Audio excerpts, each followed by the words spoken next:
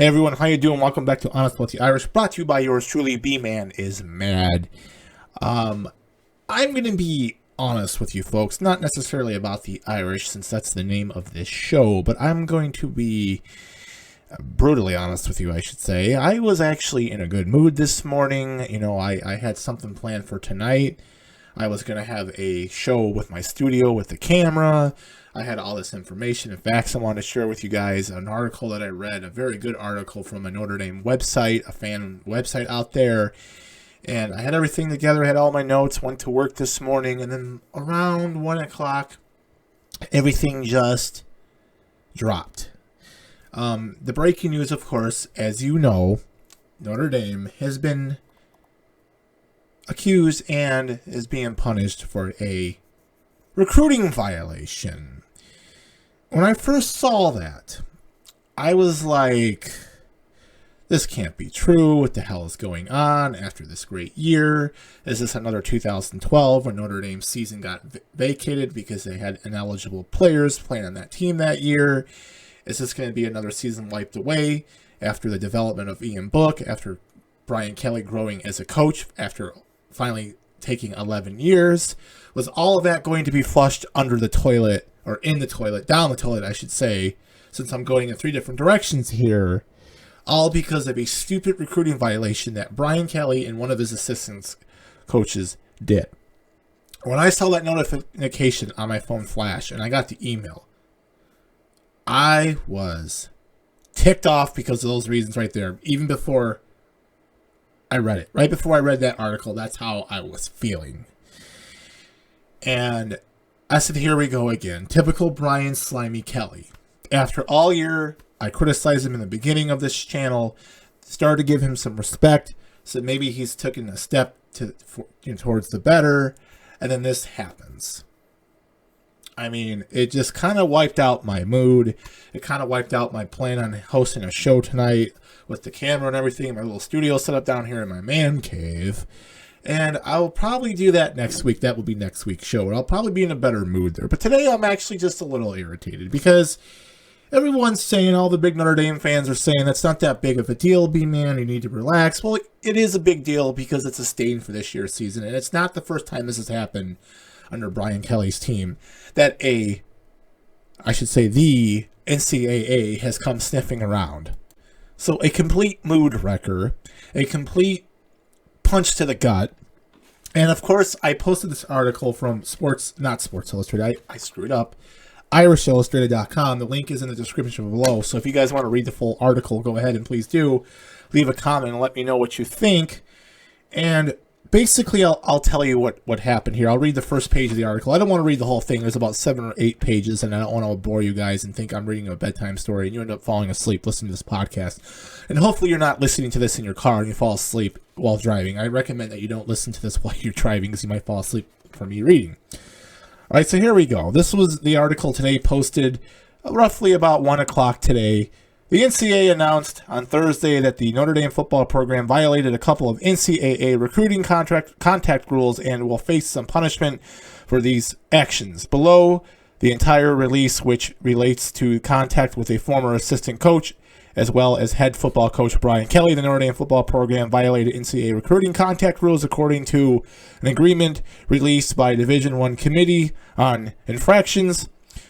The university's former assistant football coach and NCAA enforcement staff agreed that the former assistant coach had impermissible contact with the prospect when he met privately with the prospect at a high school before July 1st after the completion of the junior year of high school. During that meeting, the former assistant coach expressed the school's interest in recruiting the prospect to the former assistant football coach. Also had exchanged impermissible text messages with another prospect on 10 separate occasions. So basically that was the first page of the article. And there's a lot of complex stuff going on here. A lot of complex, like what this is complex. It's difficult. Like the NCAA with recruiting is very, very sensitive. They are very strict.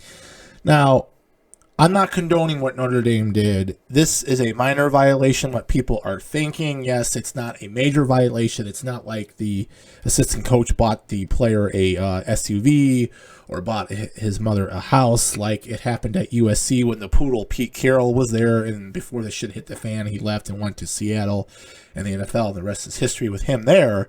It's nothing like what was going on in North Carolina, what you have not heard.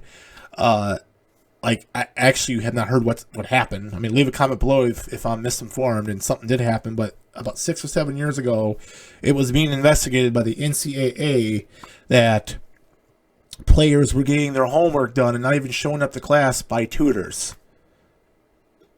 And this was going on for a while with the men's basketball program and the football program.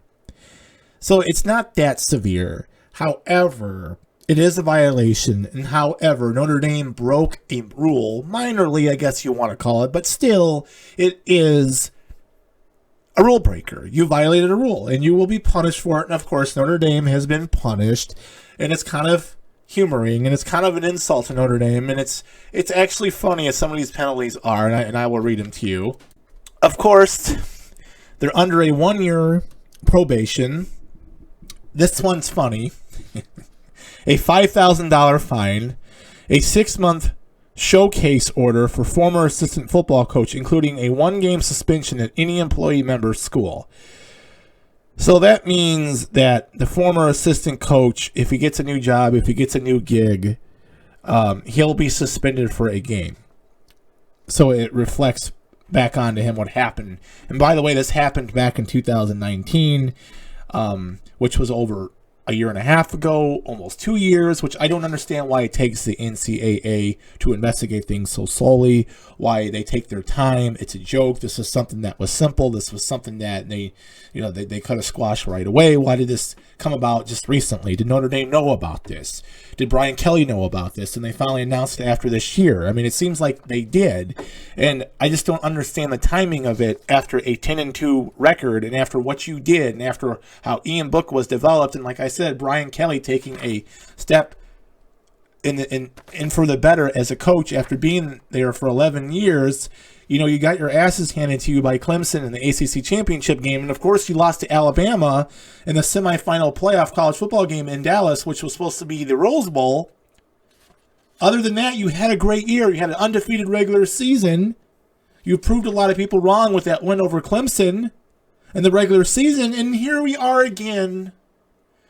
And, I mean, maybe I'm overreacting as a fan. Maybe I'm overreacting as a host here on my show. But it's embarrassing, and it's a stain. I mean, it's a stain, and I know I went off topic there. I went off track there, but it is a stain on Brian Kelly's legacy at Notre Dame. We just talked about Brian Kelly's legacy in the last podcast. I talked about with Marcus Freeman coming in from Cincinnati as a defensive coordinator, with the good recruits coming in, the experienced quarterback coming in from Wisconsin who transferred. A lot of things were going in your right direction. A lot of things were getting put together. The puzzle was being put together correctly. But let's get back to the list of of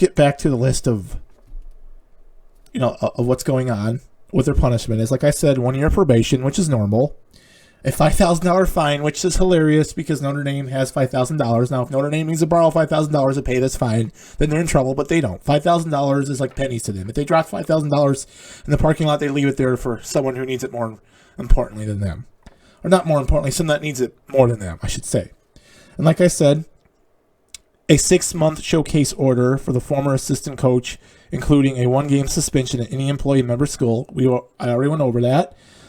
Reduced football official visits for the 2020-2021 academic year by 1. Reduced football unofficial visits by 14 days for the 2020-2021 academic year.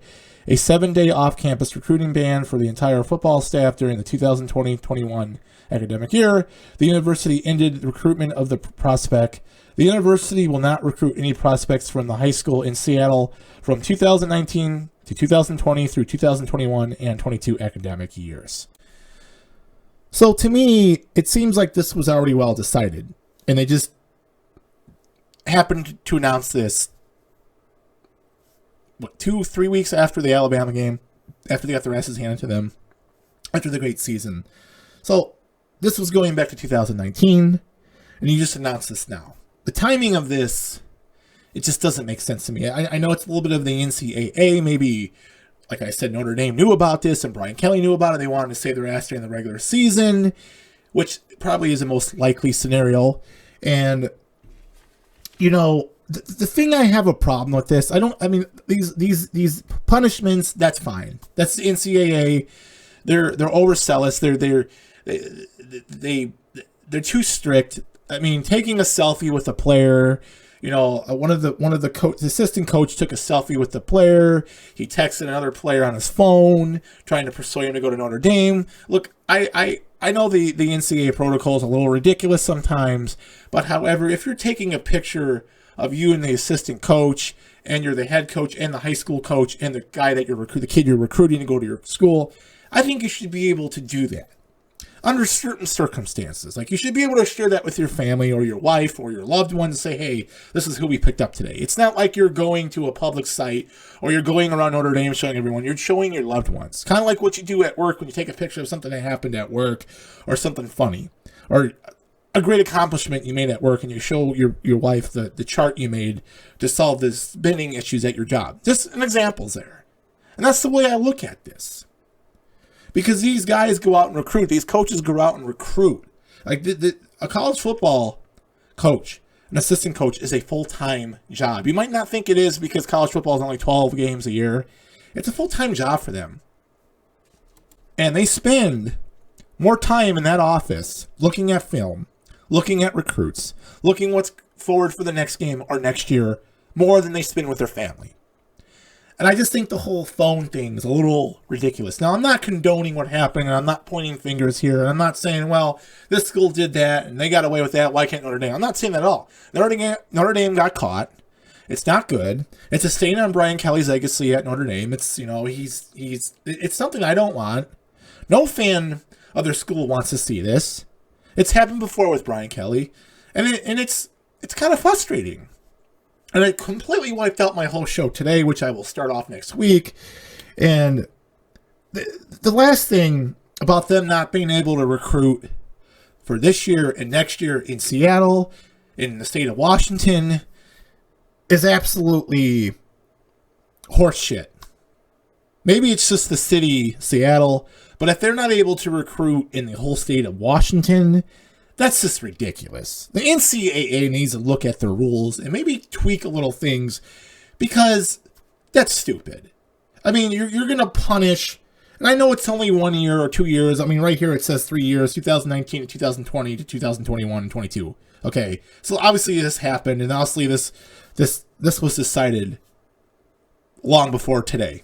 It just came out. I mean, it's obvious. So Notre Dame can't recruit in Seattle, which is a little ridiculous. So, I mean, it's just, I have a problem with that. And look, I'm not happy about this. I'm pissed off. Like I said, it's not fun to come on here and report this bad news. It's the first time I've had to come on here and report bad news regarding Notre Dame, not in terms of a football game after a bad loss like they did to Clemson, Alabama, but just during the off season. You hear this in January 21st, and they're in the process of recruiting for next year, or, you know, we already got recruits coming. Notre Dame has recruits coming in. I'm in the process of building up for next year. And the timing I question the timing. Why wasn't this tackled right away when it first happened? That's my question. Maybe it says that more in the article. I read most of the article, but it's a complex article. Some of these rules are very complex and confusing and don't make sense. And that's the NCAA, and they need to change some things.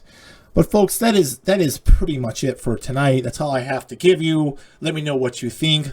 Like, leave a comment, subscribe. Also, don't forget the article for this there I go again. I almost said Sports Illustrated. I want to say Sports Illustrated. IrishIllustrated.com. The link is in the description below. Read the full article. Let me know what you think. Do you agree with me about the whole not being able to recruit in Seattle or the state of Washington? $5,000 fine. That's actually an insult to Notre Dame. It's actually funny.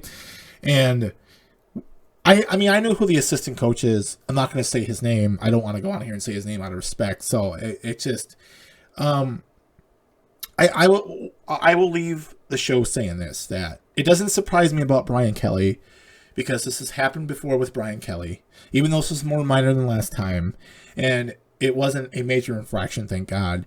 But there's just a trend here with Brian Kelly. This is the third or fourth different occasion that Brian Kelly has had where it's been negative reaction, where it's been negative news. And I don't like it. And I've come on here all year and criticized Brian Kelly. And like I said, things got better. He improved. I actually gave him some credit. I actually praised him. And then this happens. So let me know what you guys think. Am I overreacting? Is it a slap on the wrist? Do you think that I am looking into it too much? Leave a comment, leave your opinion, and I'll talk to you guys later on down the road, hopefully under better circumstances. And everyone, please have a good rest of your night. Enjoy your weekend. Tomorrow's Friday. And of course, as always, go Irish. Take care, everybody.